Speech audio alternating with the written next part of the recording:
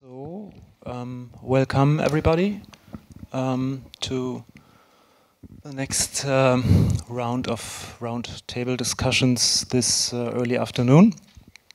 My name is Jan-Philipp Fruehsorge, and I'm the founder and director, so to say, of a non-profit space called the Drawing Hub in Berlin. I used to run a gallery for 12 years, a commercial gallery in 12 years in Berlin, which I now am about to turn into a non-profit space, a non-profit drawing space.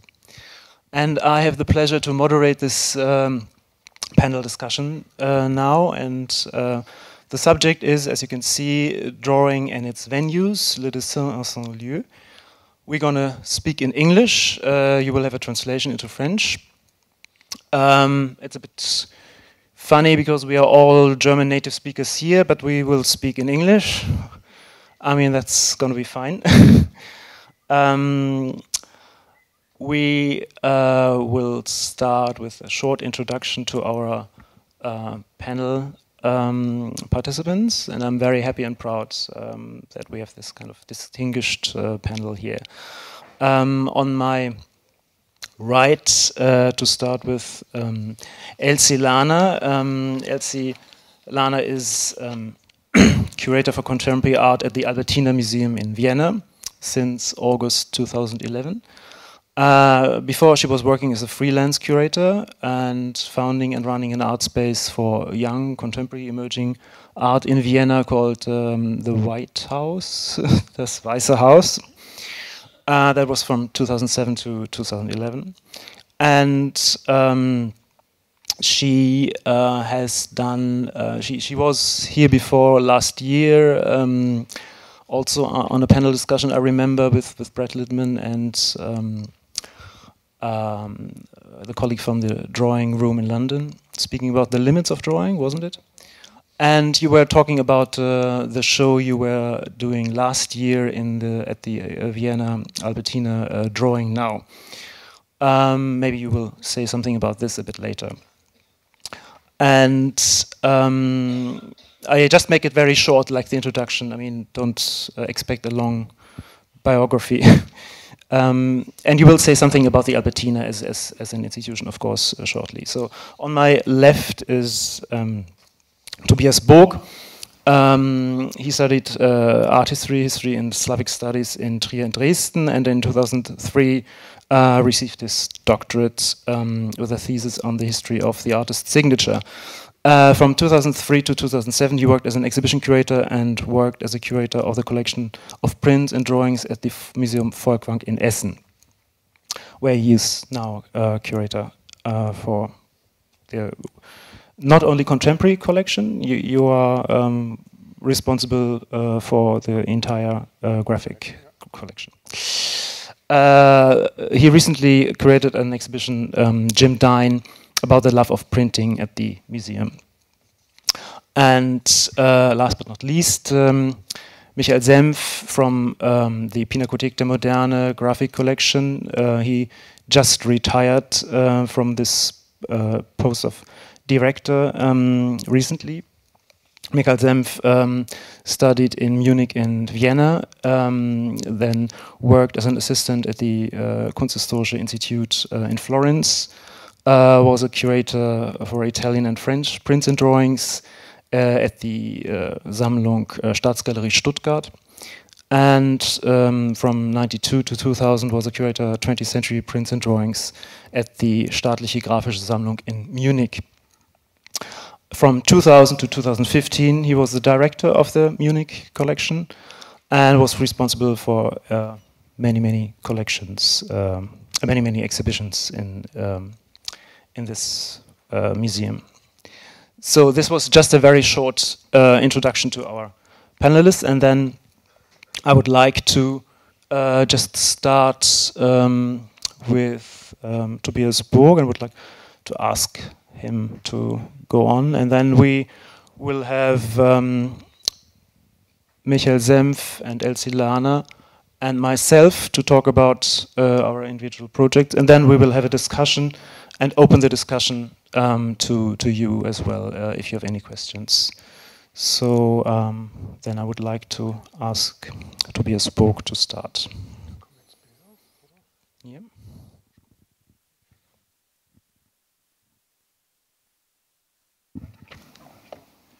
Alors, bon après-midi, messieurs, dames. Merci d'être venus ce jour-là. Mais je vais essayer de vous donner quelques idées sur notre musée. Et cela est plus facile pour moi si je parle anglais. Donc, je vais parler anglais.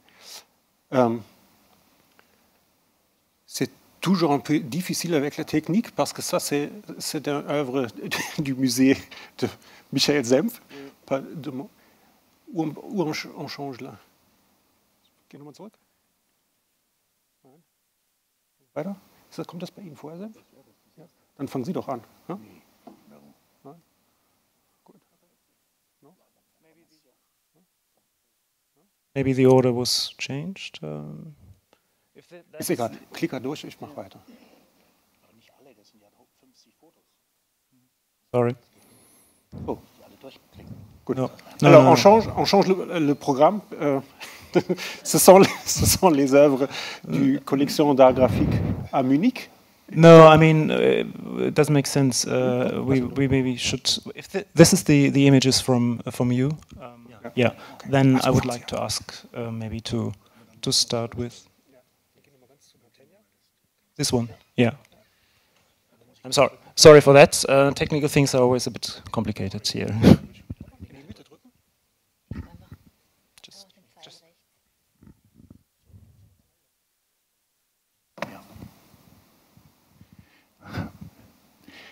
Yeah. Ladies and gentlemen, I will give a short statement about what was going on in the Munich collection in the last, not centuries, but we are a very old collection, and therefore, first I start with a bit of very short historical things. 8 years ago, in 2008, the Staatliche Graphische Sammlung Munich celebrated its 250th anniversary. The Munich collection, whose documented history begins in the year 1758, which was opened to the public in 1823, becoming an independent museum in 1874, ranks alongside the collections of prints and drawings in Berlin and Dresden as one of the most outstanding institutions of its kind in Germany, and houses one of the leading treasuries of graphic arts in the world. Its inventory of roughly 400,000 works on paper, consisting of approximately 45,000 drawings and 350,000 prints, covers the entire spectrum of the graphic arts from the 15th century to the present. The ancient collection of Elector Karl Theodor forms the splendid basis of our museum. Here I show you only a few of the most significant works: Mantegna's Dancing Muse.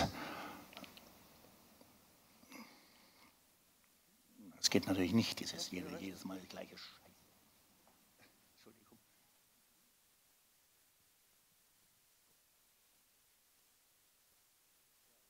Michelangelo's St. Peter's, Raphael's St. Ambrosian on the right side. Next, ich muss das selber wissen. Okay. Nee, ich muss das machen. Then, der müsste die Maschine herstellen.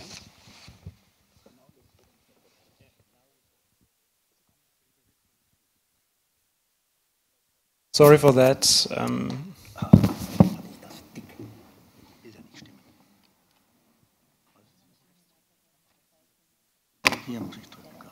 Yes, and Rembrandt's Saskia in Bed. The museum's magnificent holdings have continued to grow over the course of the last 2 centuries. It's important to know that the 18th century collection already reflected an interest in works of contemporary masters. This was maintained even during the 19th century. As far as 20th century modern art is concerned, it had no easy time in our museum from the beginning, as the course of acquisitions over the first half of the century reflects. Munich has long been a highly conservative art city, and still perhaps is till now. As a result, the opportunity to acquire quite accessible works of quality at favorable times was often missed. with acquisitions of work by French, Belgian, English artists such as Géricault, Puvis de Chavannes, Troyon, Rops, Knopf, and Whistler, shortly before 1900, the Munich collection strategy was opened to Europe for the first time in the field of contemporary art, a development we were not able to continue until decades later. Apart from the conservative spirit, diverse external causes were to blame for this. To mention only the two wars, the drastic economic depression, currency devaluation, and the lost years under Nazi cultural policy. It should be mentioned, however, that some important contemporary acquisitions entered the collections before 1930, including 8 drawings by Georges Minne. This is one of these. Which came to Munich in 1912, 2 exquisite works by Egon Schiele, acquired in 1917, several Brücke and Blue Rider prints, and significant graphic works by Käthe Kollwitz and Edvard Munch, by Hodler, Vallotton, Mark, Beckmann, Kirchner, Mayol, Matisse, and the 5 famous etchings by Paul Klee, which were among the most prominent victims of the Aktion, the action, and Arte de Kunst. Located since 1917 on the ground floor of the Neue Pinakothek, July 12, 1944 was the fateful day for our museum when the building was hit by bombs and nearly all the works that had not been evacuated were destroyed by fire. Virtually a third of the collection's total inventory was lost, irreplaceable sheets by Rembrandt and Hercules Segers, and almost the entire collection of French and English graphic works. As far as the fate of the collection, especially in the field of modern art, after 1950 is concerned, every tendency to complain about what was lost gave way to a true euphoria. Since the post-war years, a veritable flood of superb donations and estates has come into the museum, an abundance that even increased in the years after 2000. We have succeeded in transforming the ancient historical cabinet of prints and drawings into a modern museum with internationally attractive exhibition schedule without neglecting the traditional domains. In 1965, the Galerieverein, whose name was changed in 2002 to PIN, Freunde zur Förderung der Pinakothek der Moderne, was founded, and since then it remained indispensable for augmenting the museum's collection of contemporary art. With the more than 700 works acquired to date, we have pursued a strategy with, apart from European works, for the first time turned attention to American contemporary art, a decision important to the future in that it permitted the establishment of an exhibition schedule in this field that has become internationally acclaimed since the 1980s. I will show you some of the significant acquisitions that came about partly in the context of shows of these artists and which were fortunately later supplemented by donations. I will show you this a bit later. I only make now a selection only for visual joy.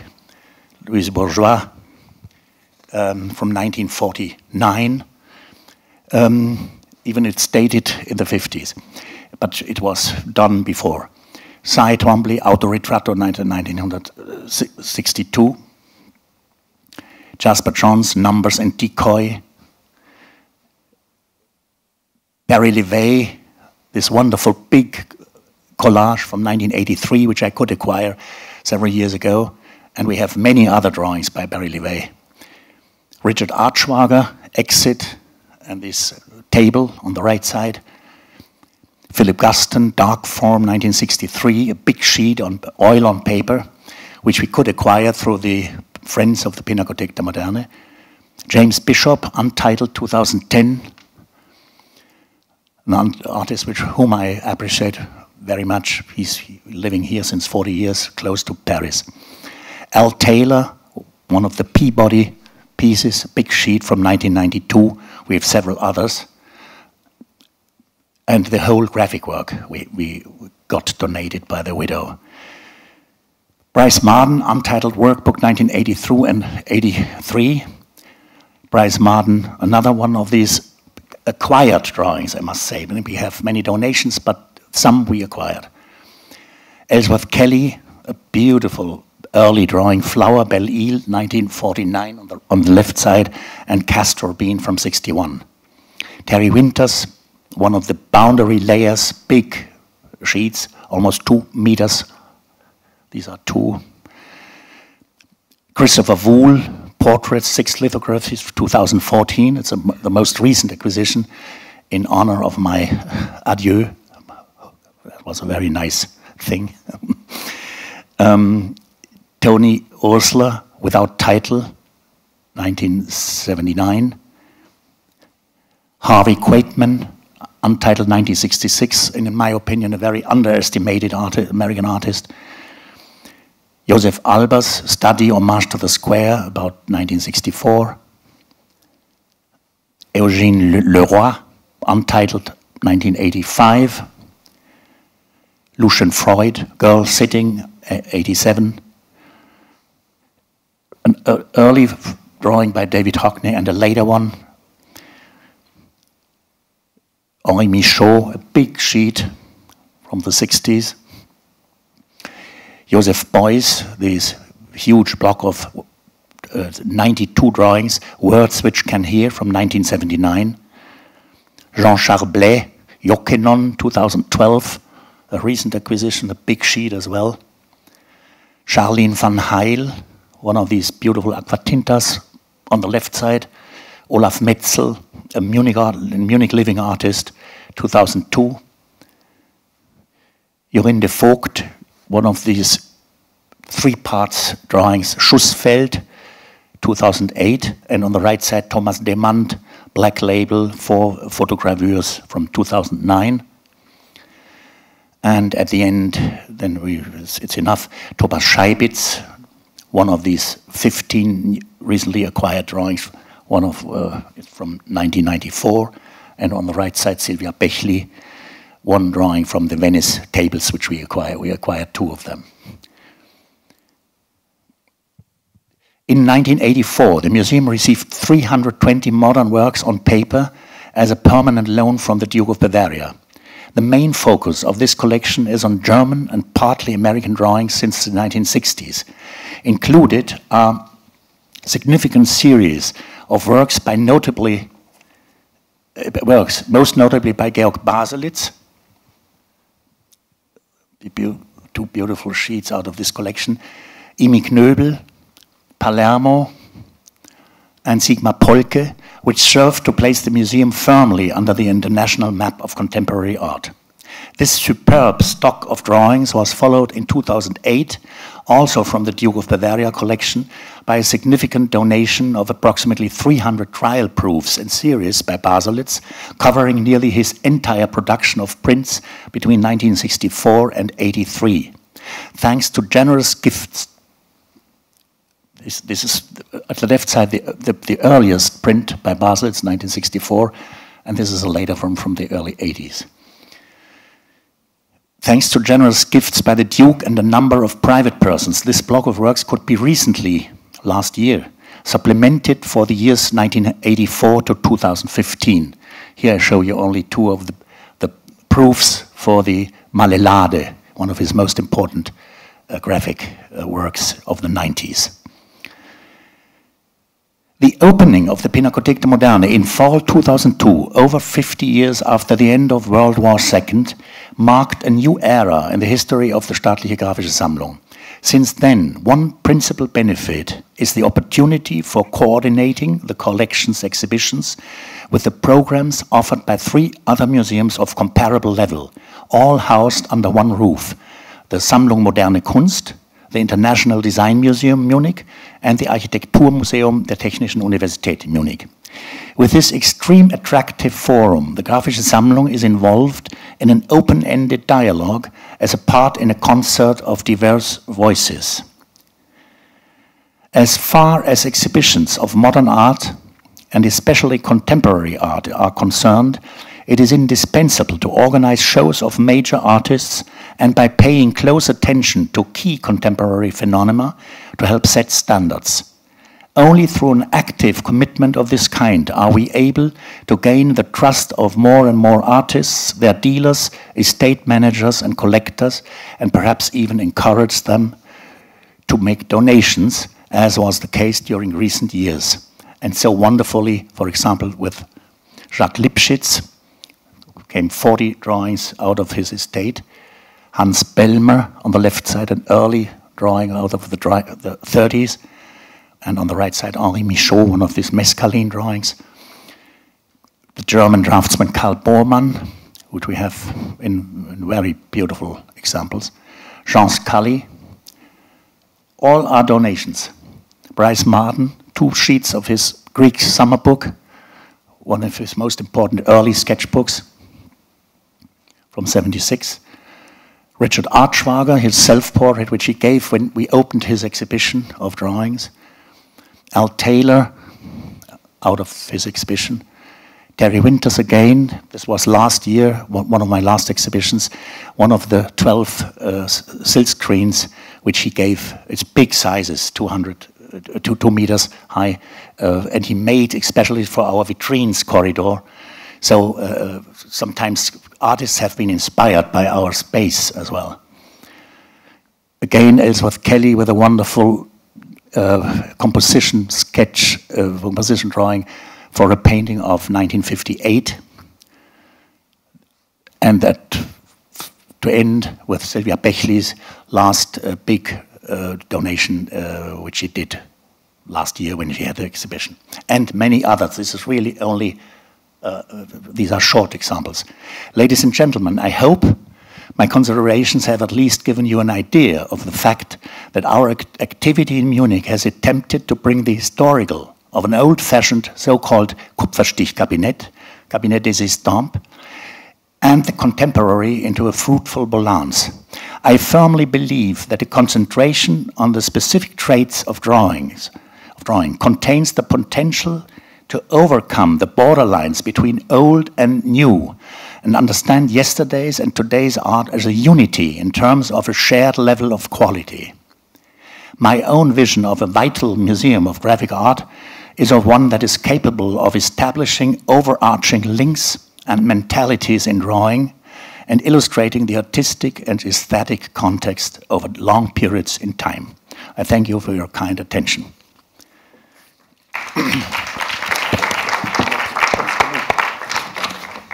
Thank you very much, Mr. Semff. So now I think when Tobias Burg is speaking, we are in order again. So I would like to ask him, and then finally Elsy Lahner, and then myself, and then we open up the discussion. So thank you, Michael Semff, very much again. And now we would like to hear about the Folkwang Museum and Tobias Burg, please. Thanks. The Museum Folkwang, you see here an image of the outside situation since 5 years. It's a museum which has been founded 100 years ago, but there was an important new step 5 years ago or 6 years ago, because we've got a new building paid by the Krupp Foundation. Maybe you know the steel company Krupp, and this company was situated in Essen.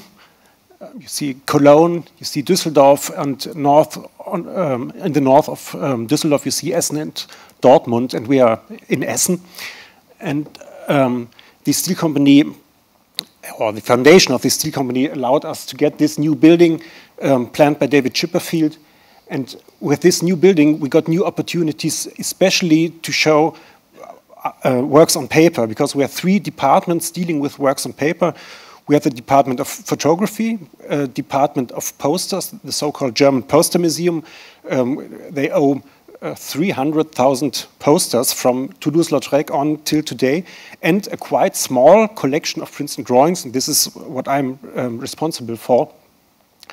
And as we can't work with a large collection, we are obliged to deal with exhibitions when we are looking on contemporary drawings, and this is what I'm doing since 8 years in Essen, and I've brought with me some images of 3 exhibitions I would like to introduce you to, I made in the last years.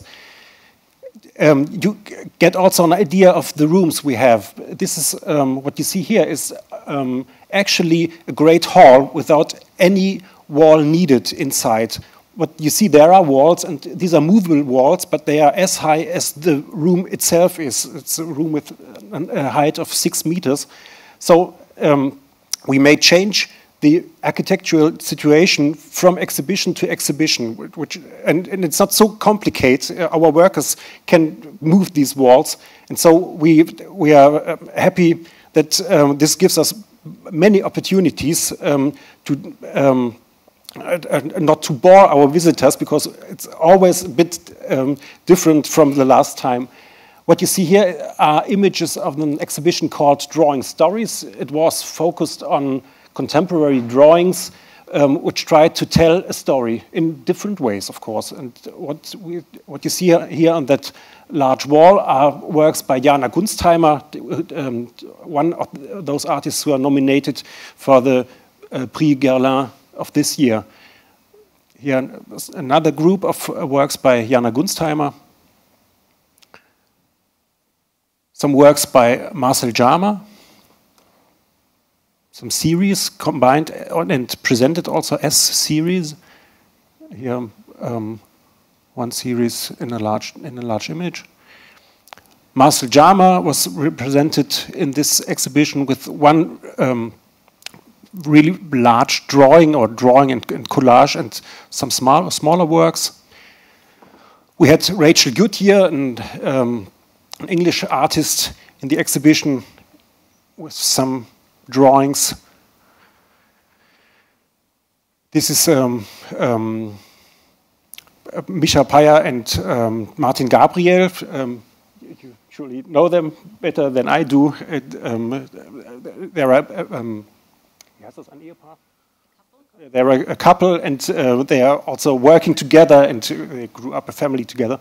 And this is a series, Notizen von dem Wunderblock, notes on a certain sketchbook. This is a Berlin-based artist, Andreas Selzer. He made a large series of small drawings focused on a story by Jules Verne, The Journey to the Center of the Earth. He wrote the complete text of that story in his drawings and combined it with images of imagination and images of how the inside of the Earth could look like. And there are more than 130 drawings, and we had them all together in that show. So everyone who would have liked to could read the whole book in this exhibition.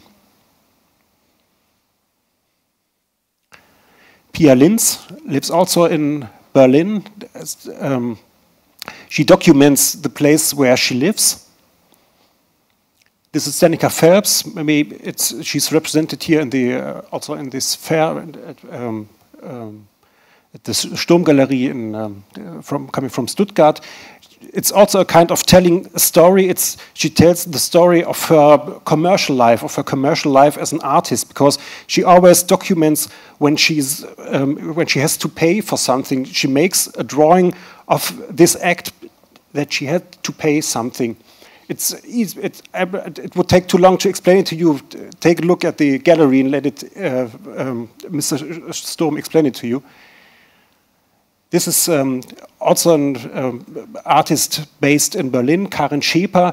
She also works on a literature base. It's a science fiction roman by Philip K. Dick, and she also wrote the complete text in different kinds, and it depends from what happens in the chapter, how she brought the chapter onto sheets of paper. Karen Jasinski from America, and this is quite another kind of drawing, and nonetheless it's contemporary drawing. This was an exhibition we had 1 year later. It was a really small exhibition, only 3 rooms, and I can't show you installation shots because you wouldn't see anything. these are really small drawings on A4 paper made by Sebastian Rug, who lives in Leipzig.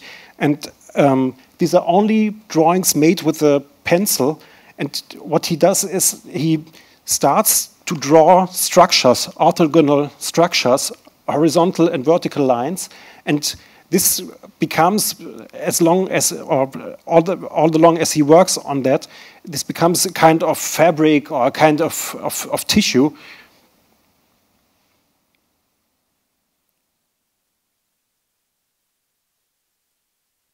And we had only, I think, 25 works in this exhibition, but it was really interesting that people came and into that show. They did not know him because he was not known in Essen, and afterwards they came to me and said, "Well, it's unbelievable that one guy is so in the art that he has to do this." People understood that this artist had to do this, and this is the center of his life. Another example by Sebastian Rug. And as a last example, what we are doing in Essen with contemporary drawings, some shots of an exhibition we had last year in Essen. It was only one room, and these were quite old drawings because they were from the 60s and made by Joan Mitchell. You surely know that Joan Mitchell, female artist from America. One is used to think that she's a kind of abstract expressionism. It's not totally wrong, but it's not totally true either. However, she came to Paris in the mid of the 50s and moved then on to Véteuil at the end of the 60s, in a place where 80 years before that Claude Monet lived. And she was overwhelmed by the situation of this house next to the Seine, and so she took sketchbooks and draw into these sketchbooks.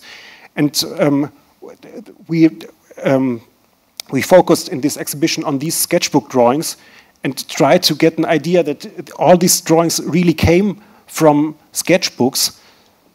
Of course, we had one painting in it to show that Joan Mitchell was an important painter of that period, but this was only to not to give a false idea of what she did.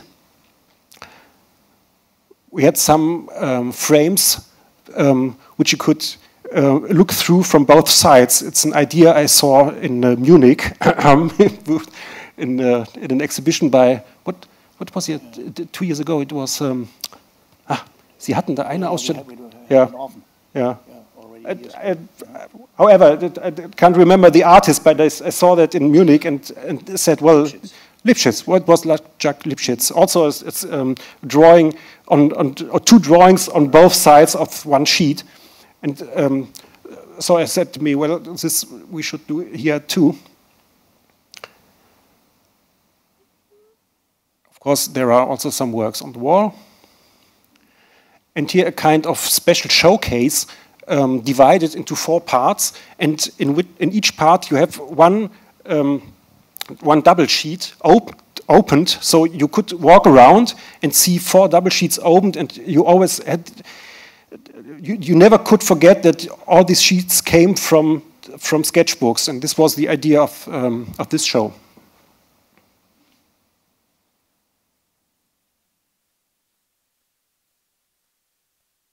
Yeah, that's it.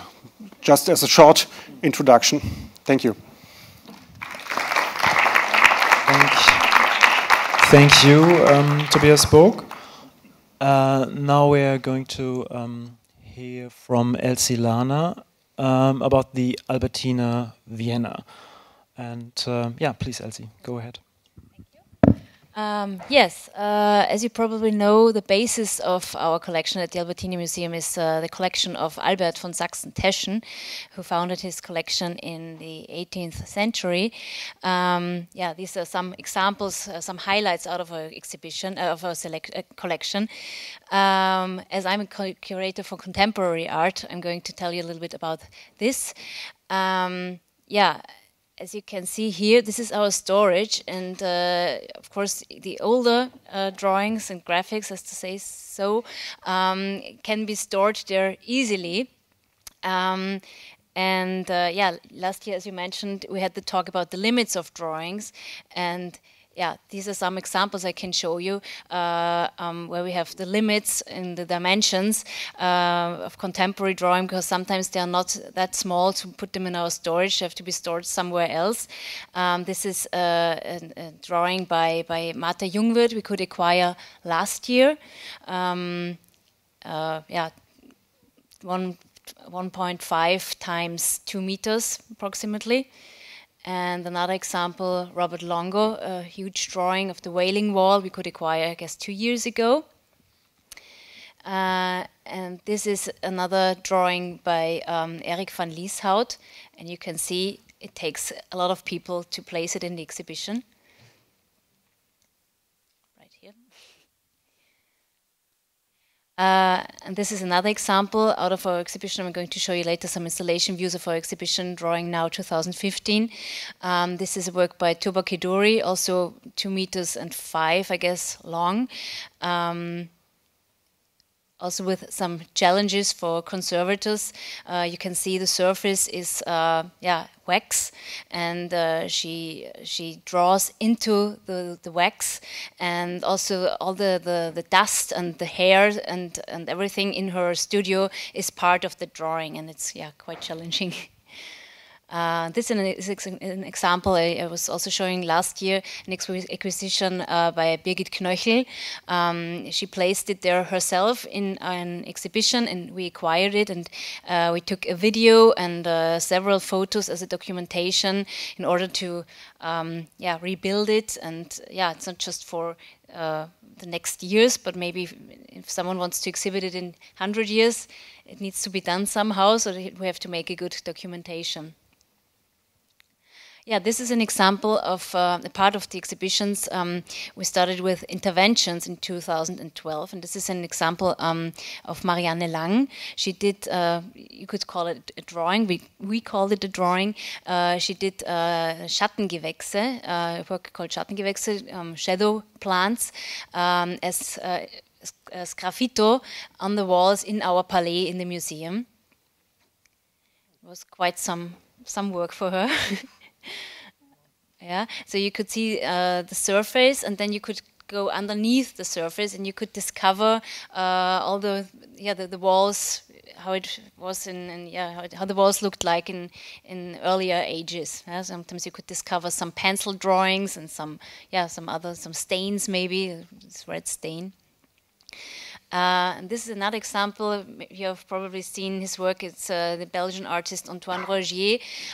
He showed his work based on the 7 Deadly Sins by Bruegel, also at Maison Rouge here in Paris some years ago, and we included this work as intervention. He animated the 7 Deadly Sins, which are in our collection,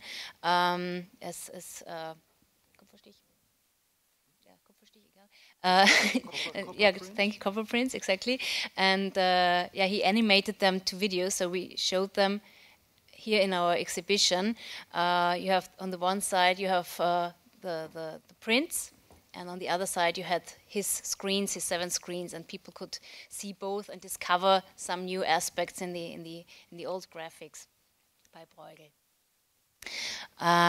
Yeah, then I would like to show you some examples out of our exhibition Drawing Now 2015. This is a drawing by Meetu Sen, Indian artist Meetu Sen, which is quite challenging because you need a special light system for it. As you can probably see on this image, you have the drawing itself, and then you have the drawing covered by plexiglass. And she also scratched into the plexiglass, and with the right lighting, you would discover the shadows on the paper, but the lighting is changing, so sometimes you see the lines of the shadow lines, and sometimes they disappear, and that's the installation view. So people would have to stand there for a while to discover the lines, and then they would disappear again. Then there are some other examples of drawings, and you see these are some drawings by Macba, but also a film. These are maybe also some challenges for us as a museum, usually confronted with graphics or drawings on paper, but this changes when it comes to contemporary art, and we have here a film by Macba, and here a film in a setting by David Shrigley. And we were also exhibiting a film in a performance setting by Nikolaus Gansterer, Austrian artist Nikolaus Gansterer.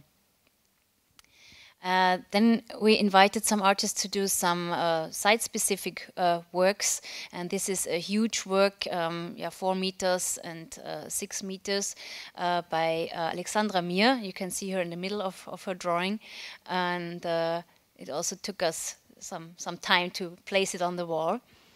And then we asked some other artists to do works in situ, like Dan Perzowski, or like Konstantin Luser, who made a wall drawing, and in addition he had some wire sculptures. I don't know whether you can see it on this image. It's quite fragile, and he made a special wall installation, wall drawing with installations, sculptures in the exhibition. This is another example of a maybe sculpture as drawing, like this escalator from Fritz Panzer. And we invited Monika Grzymala from Berlin to do this drawing. She calls it a spatial drawing with black and white tape in the exhibition. And this is the last example I wanted to show you. It's also a drawing on the ceiling by Lotte Lyon. It was part of the exhibition, and as you can see, we have those escalators into our basement exhibition space, and she found a way to put this escalator in an abstract way to the ceiling. It looked like this from downstairs, and this was how it has to be done, like with a huge scaffold on the escalators. So these were just some examples of how challenging and how exciting contemporary art, contemporary drawing can be. Thank you.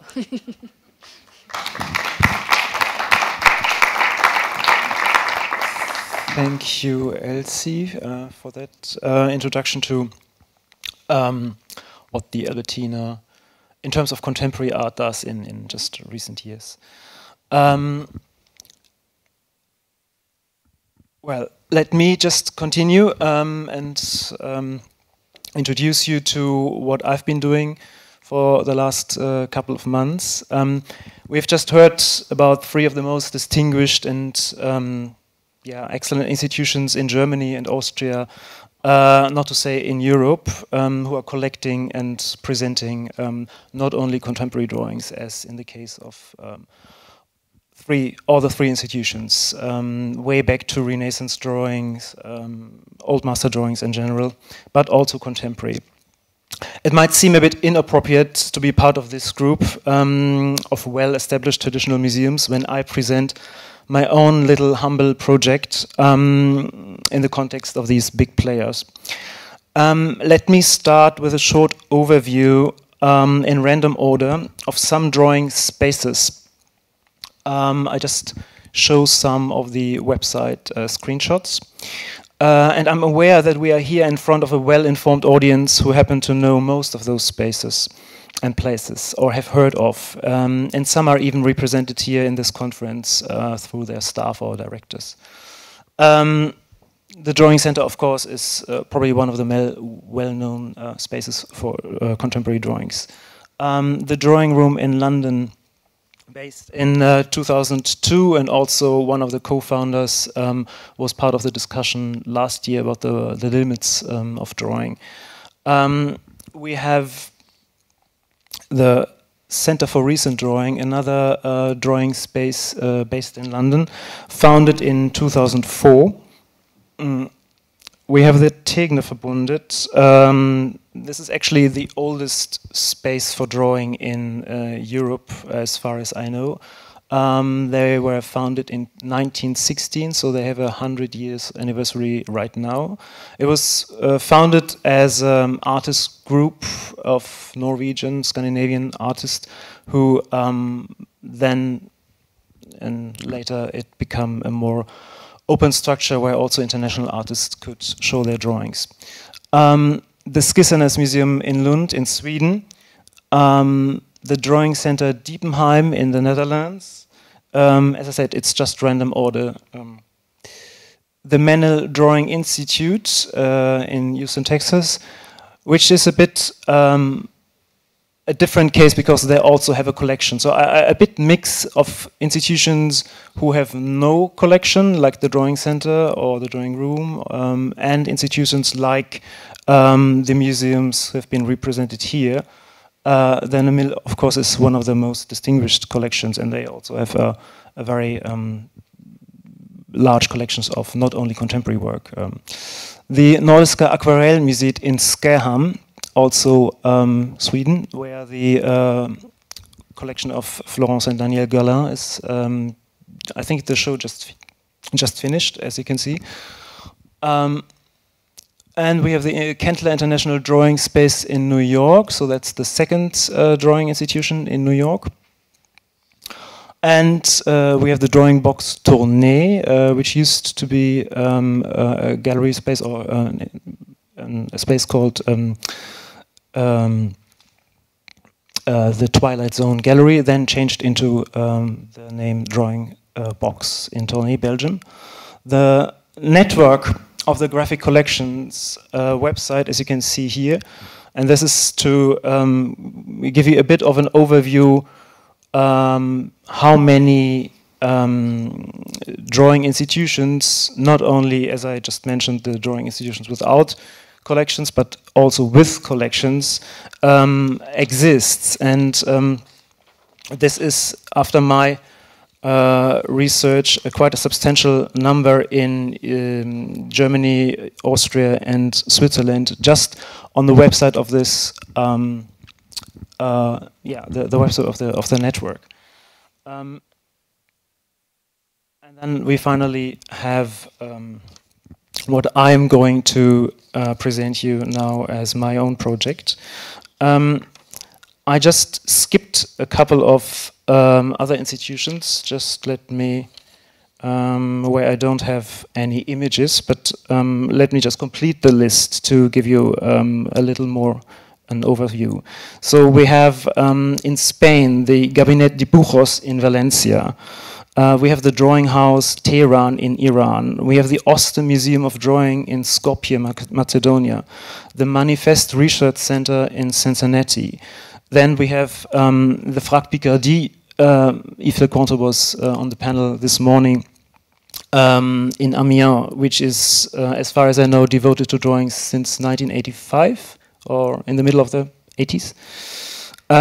We have the Fondation Custodia here in Paris, which is not especially contemporary. They have, of course, the old master collection of Fruehsorge, a Netherlands collection of Netherlandish drawings, and not only Netherlandish. We have the Drawing Center Soma Museum in Seoul, which has a kind of drawing center. We have the Carmona e Costa Foundation in Lisbon, in Portugal, and I mean, I could go on because this is not a fully complete list.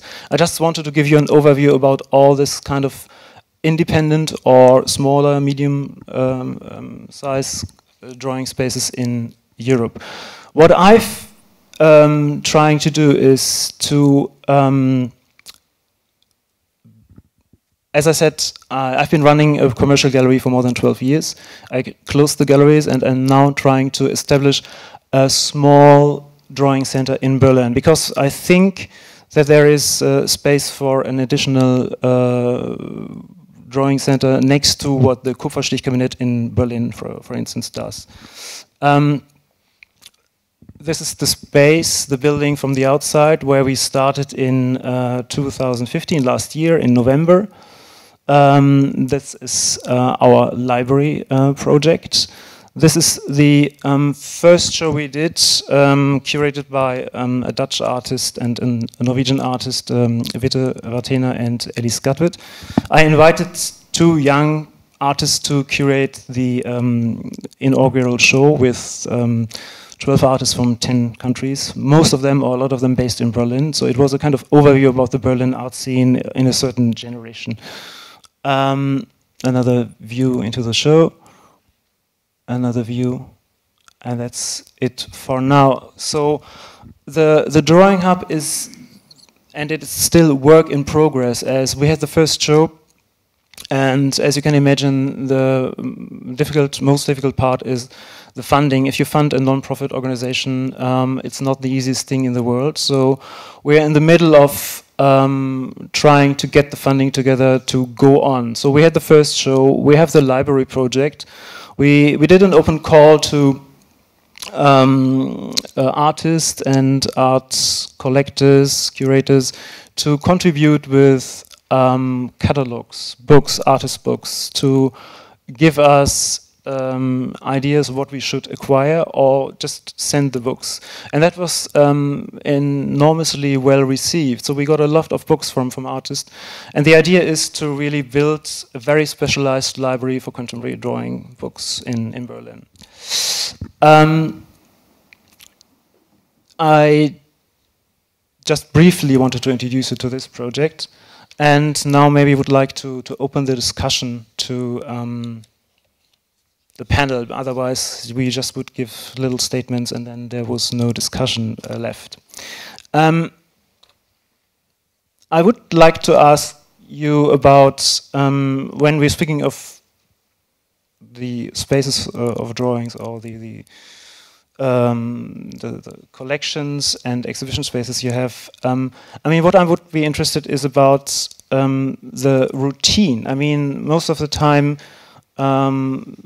the routine is what is the most essential work. I mean, we see the exhibitions, but the work before the exhibitions is the routine of the curator. Like, how often do you go to studios, to do artist visits, to be kind of updated on the local scene or the international scene, to get an idea, yeah, how much you can kind of see what's going on. If any one of you would like to ask that. I mean, I wanted to say that, of course, I always visited studios in Munich and abroad, but and many things are offered from galleries and so on. But it's apart from these things which I showed you from major, famous artists. A focus of our work was always to buy works by younger, not very well-known artists, for example, of the Munich scenery, and so this doesn't cost very much, and I love it. And if I'm convinced of the quality of a work, then I bought it for 1,000, 1,500 or less, not huge expenses, of course.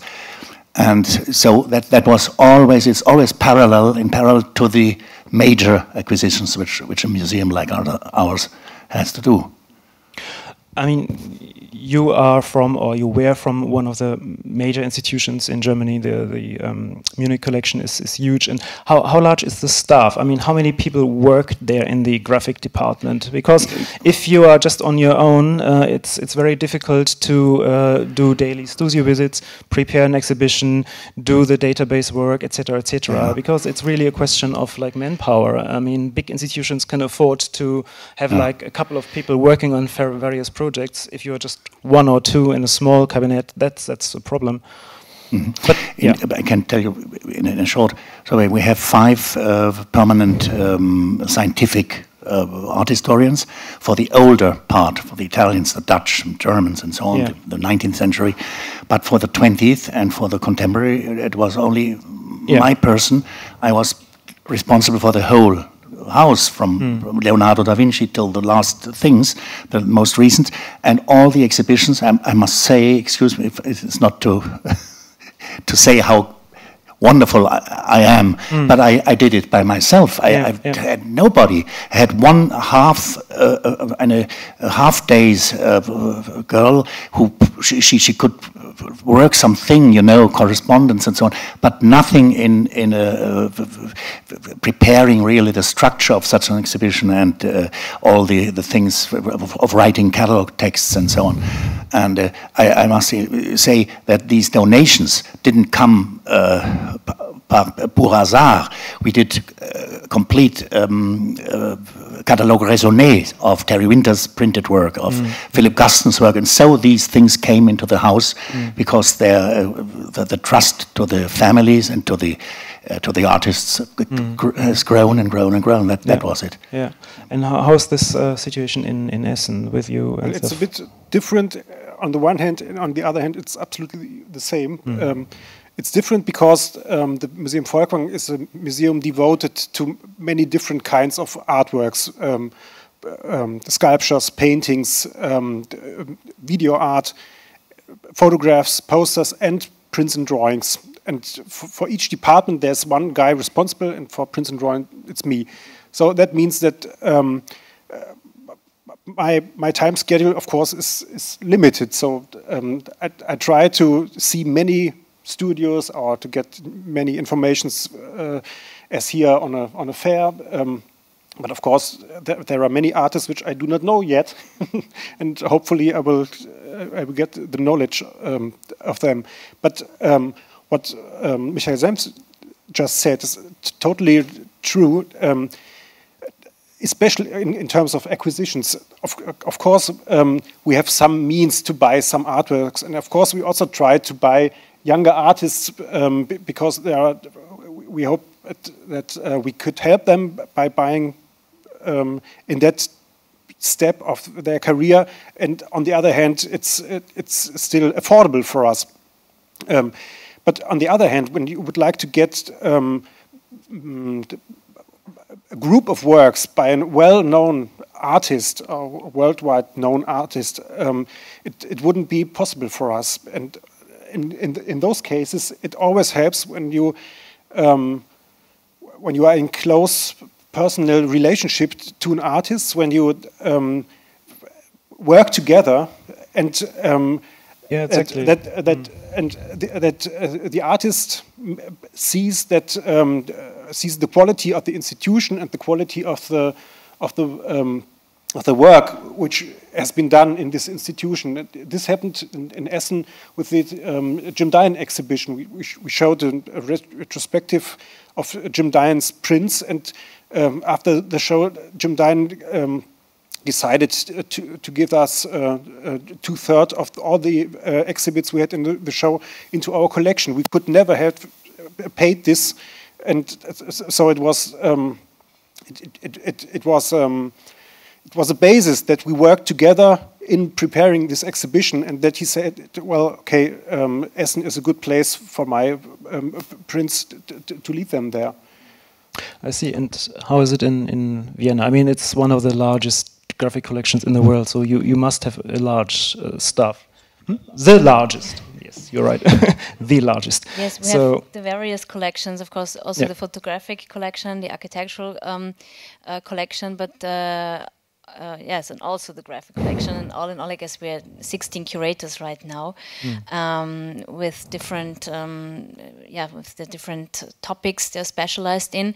So my colleague Antònia and I, we are both specialized on contemporary art. So of course that's something which is nice to meet all the artists. Although I have to say, sometimes you're right in the middle of preparing an exhibition and you can't leave your office. So that's because when I started at the Albertina, I thought I'd make one studio visit a week, but this doesn't really work. So usually I go to see artists when I'm in other cities, and I see them then, and make a lot of studio visits then.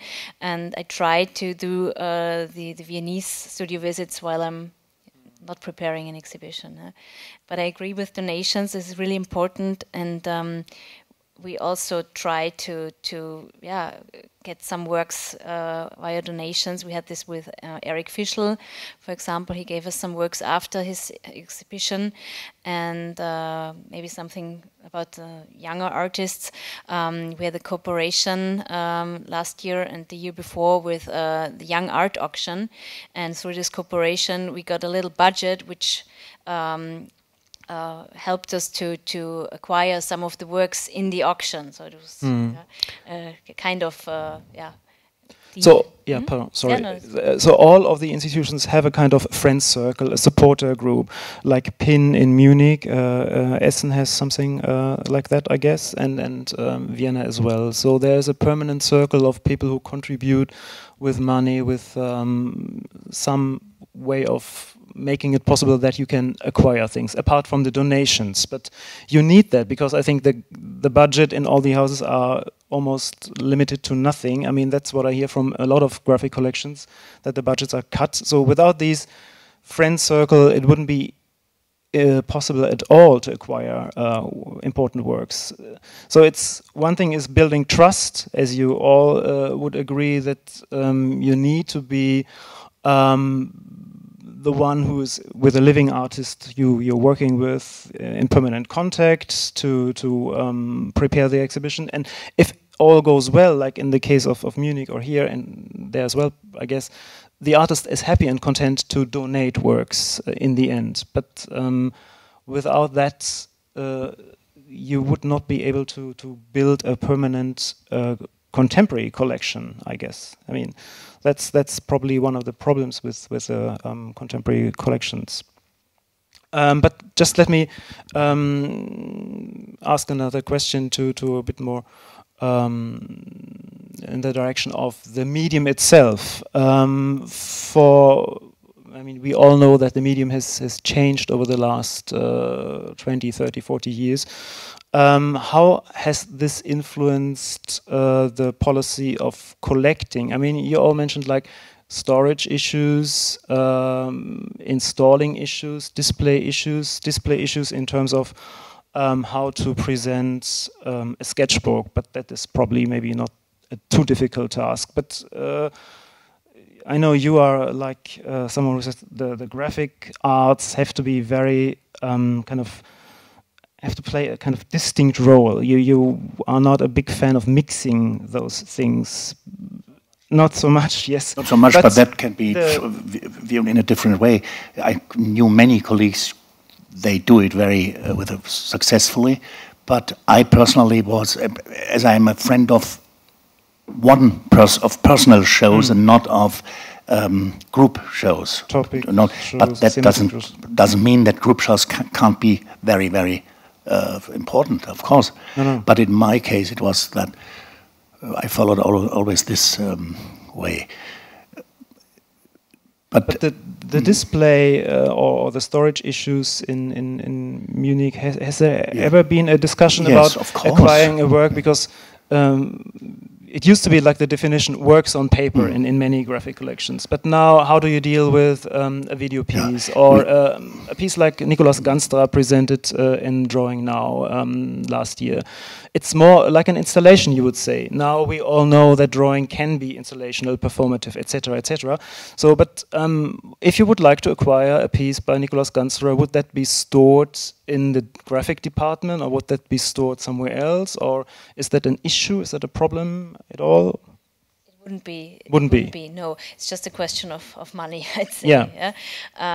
But we acquired films, for example, and we acquired, some tricky drawings. So this, if we would want to buy it, if we could buy it, this wouldn't be an issue. We would find a solution, I think.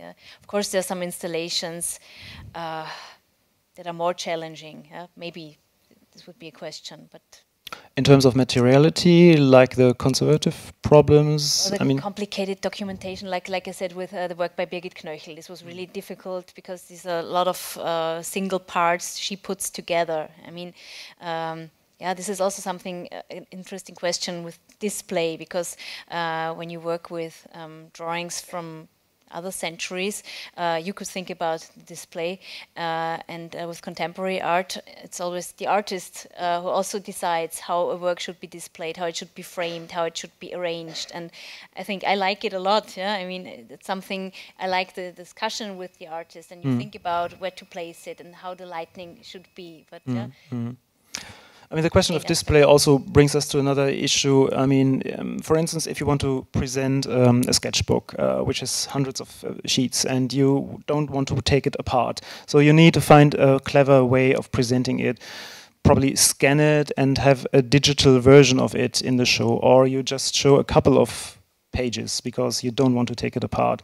Digitalization is probably one of the big issues right now in all museums, because they all work on being online, being up to date, and I mean there is, I think, a bit of a plight, of a difficult situation, because we all want the audience to see what you have in your storage, you have wonderful holdings, and just a small part can be shown in shows, so the other part has to be visible maybe through online catalogs.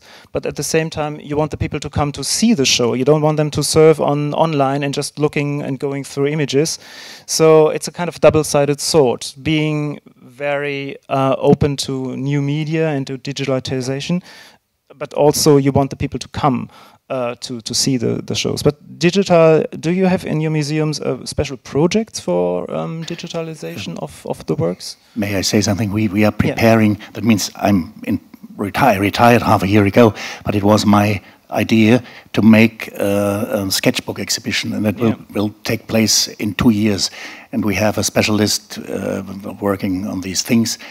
And I think it's a very exciting exhibition, but the form, how to install it, this is really, it has to be invented. And I'm very, very curious about what my successor and my colleagues will invent.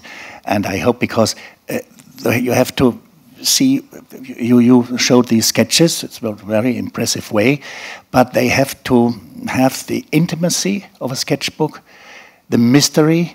In my opinion, lights plays a major role. I think 2 years ago here in this place was a very beautiful space with sketchbooks, and I was really impressed. I think it has to be dark, and the books have to be in the light, and you have to have an architect. Without you can't do it as an art historian. Absolutely not. And so it's an interesting subject, sketchbooks, really.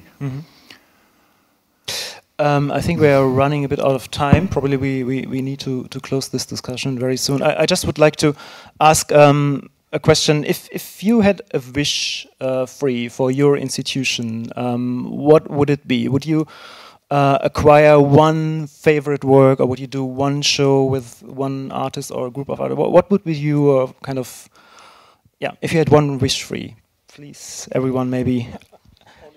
Only you have only one wish. There's no time for more wishes. No.